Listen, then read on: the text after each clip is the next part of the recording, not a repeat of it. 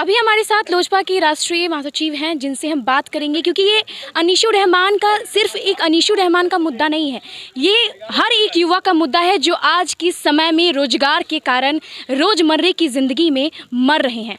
अपने अंदर वो टूटा हुआ विश्वास लेकर जी रहे हैं कि हाँ कुछ हो पाएगा, कुछ कर पाएंगे। आइए हम इनसे बात करते हैं।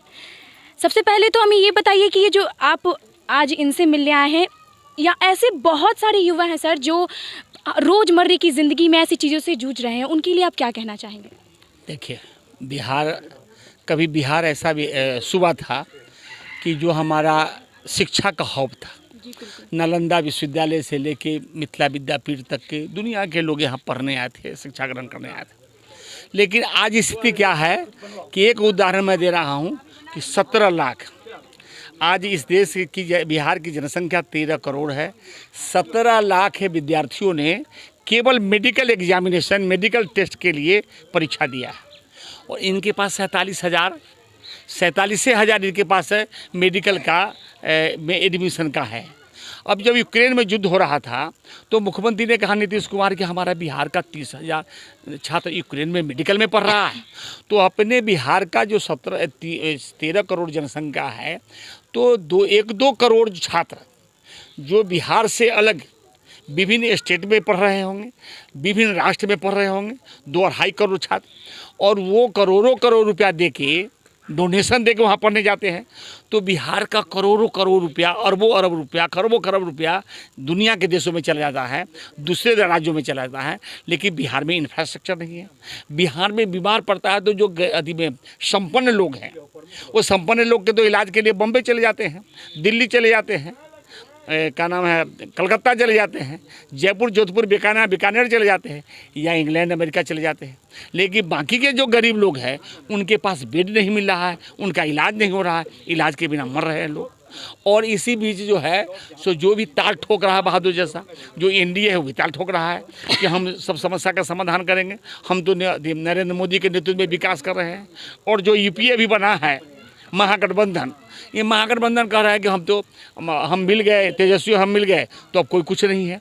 तो इस प्रकार से अहंकार से संगठन और सरकार नहीं चलता है। सरकार और संगठन विनम्रता से चलता है। तो आज हमारा राष्ट्रीय अध्यक्ष श्री चिराग पासवान जैसे भगवान राम को अयोध्या से निष्कासित कर दिया था, तो रास्ते में सबरी समुद्र के सरजू के तट पर संकल्प लिया था, निश्चय निर्मय करूं।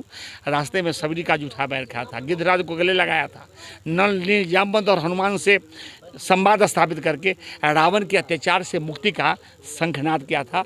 वैसे ही हमारे राष्ट्रीय अध्यक्ष आदरणीय चिराग पासवान, जब उनको ये एनडीए और महागठबंधन दोनों ने उनके साथ चला, उनके पार्टी को तोड़ दिया, उनको अकेले छोड़ दिया, तो इन्होंने गांव में जाके आज ईशू रहमान के यहाँ हम लोग को भेजे, आए भी थे और हम लोग को भेजे ईशू रहमान के यहाँ। तो एक गांव में जाके बिहार का डाटा कलेक्शन, कि हमारा बिहार में समस्या क्या है, समाधान कैसा है, इसी के लिए 3 दिन का प्रशिक्षण 22, 23, 24 है आपका राजगीर में, कि हम बिहार के लिए क्या कर सकते हैं। बिहार के जो नौजवान 4.5 करोड़ 5 करोड़ नौजवान बिहार में है, छात्र है, नौजवान है, पढ़ने लिखने वाला है, जिसके भविष्य को जाति और सांप्रदायिक राजनीति ने, एनडीए ने हिंदू मुसलमान पर, और ये पिछड़ा, अति पिछड़ा, दलित, महादलित, बगला, पिछड़ा का नारा लगा के और ये लोगों को बांट रहा है। तो हम कैसे समाधान करेंगे? और उसके समाधान जो है, यदि समाधान का मार्ग चलेगा तो निश्चित तौर बिहार समाधान करेगा और बिहार दुनिया को मार्गदर्शन करेगा। जब भी बिहार करवट लिया है तो दुनिया में परिवर्तन हुआ है। अगर हम बात करें तेजस्वी यादव की, तो उन्होंने कहा था कि जब हम सत्ता में आएंगे तो हमारी पहली कैबिनेट मीटिंग होगी। उस पहली कैबिनेट मीटिंग में मेरा जो पहला साइन होगा वो 10 लाख रोजगार होगा। इसको लेकर आप क्या कहेंगे? तो 10 लाख रोजगार उनका होगा पहली कैबिनेट मीटिंग के बाद। ये जनाब ईशू रहमान को भारत माता का तिरंगा झंडा हाथ में लिए हुए था, लाठी से प्रहार हुआ, तो ये 10 लाख रोजगार का पता तो उनका झूठा साबित हुआ। वो झूठा है, मक्कार है, और जनता के विश्वास को उन्होंने छला है, धोखा दिया है। उस धोखेबाज को जनता को 24 और 25 में सबक सिखाना है। जैसा कि हम सभी जानते हैं कि महागठबंधन का अब टाइम आ गया है, और बहुत लोगों का कहना है कि जंगल राज आ गया है, ये हो गया है, वो हो गया है।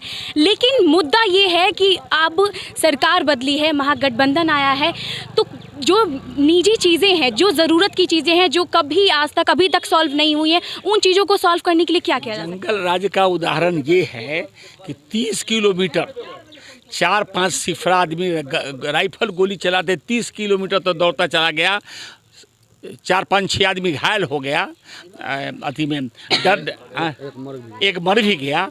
और आज शराबबंदी के नाम पर निर्दोष लाखों लोगों को जेल में आप बंद किए हुए हैं। दोषी थाना प्रभारी डीएसपी एसपी के साथ बैठ के सीना तान के और शराब का धंधा चला रहा है। पूरे बिहार में अपहरण, डकैती, हत्या, बलात्कार का तांडव चल रहा है। वो एनडीए के शासन से चल रहा है। एनडीए के शासन में थोड़ा नीतीश जी सहमे हुए थे, क्योंकि उनको नरेंद्र मोदी और इनके अमित शाह के डंडा से डर था। इनको पार्टी को तोड़ने में लगा हुआ था। अब इधर तो आए हैं तो कहा कि ला चचा भतीजा मिल के अब ऐश कर रहे हैं कि हमारा तो समीकरण हो गया, हम महागठबंधन का हमारा अभी सरकार बनेगा। तो इनकी चिंता जनता की चिंता नहीं है, इनको सरकार आने वाले प्रधानमंत्री का, आने वाले सरकार का चिंता है। अच्छा, हम अगर शराबबंदी की बात करें, जो अभी आपने कहा, तो शराबबंदी बंद हुए कितने दिन हो गए, लेकिन क्या लगता है उसका धरातल पर क्या कुछ हुआ है? शराब बंद नहीं हुआ है। शराब बंद जो है, जो शराब क्या नाम है, मध्य निषेध से, शराब से जो पूरे 1 साल में बिहार सरकार को 28,000 करोड़ रुपया रेवेन्यू मिलता था। हर 3 महीना में 7,885 करोड़ रुपया बिहार सरकार को मिलता था केवल शराब के रेवेन्यू से। लेकिन आज 28 से 30 हजार करोड़ रुपया रेवेन्यू बिहार सरकार का जा रहा है। लेकिन रेवेन्यू बिहार सरकार का जा रहा है दरोगा के माध्यम से, एसपी के माध्यम से, उनके सरकारी महकमा के माध्यम से।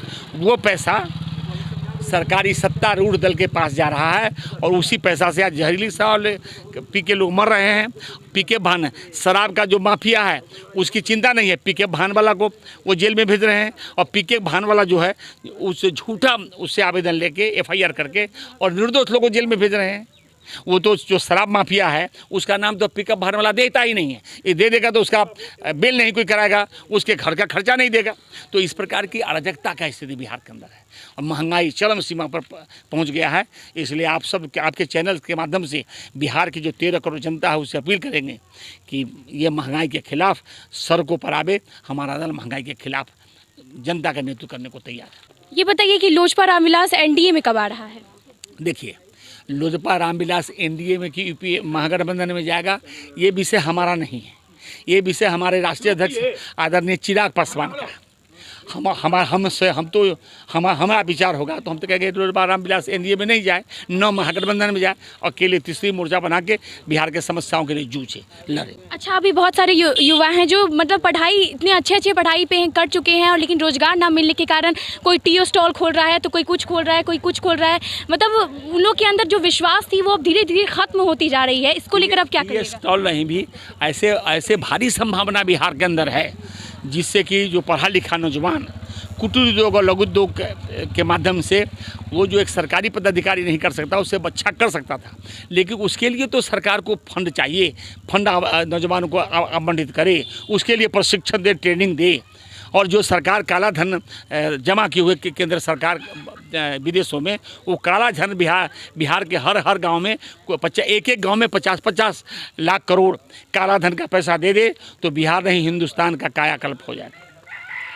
आप सुन रहे थे, ये हमारे साथ लोजपा के सचिव थे जिन्होंने बताया कि आखिर राष्ट्रीय महासचिव थे जिन्होंने बताया कि आखिर मुद्दा क्या है और मुद्दा उठाना क्या चाहिए, कैसे हम अपने बिहार के समस्याओं का समाधान कर सकते हैं। आप देख रहे थे the focus news 24 Arpita Parmar के साथ।